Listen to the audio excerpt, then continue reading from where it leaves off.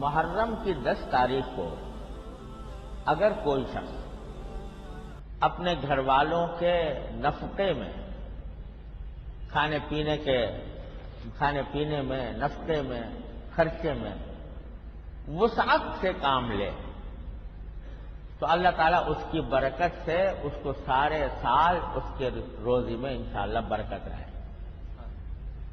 یہ بھی سرکار دو عالم صلی اللہ علیہ وسلم کی ایک حدیث میں آیا ہے۔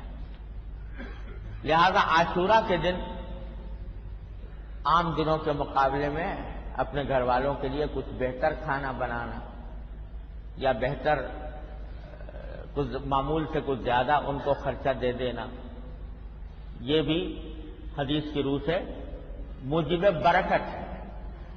اس کو فرض واجب نہیں سمجھنا چاہیے، یا اس کو یہ نہیں سمجھنا چاہیے کہ ذرا ضروری ہے یہ کام، لیکن اگر کوئی کرے تو اس کی یہ برکت حدیث میں بیان فرمائی گئی ہے۔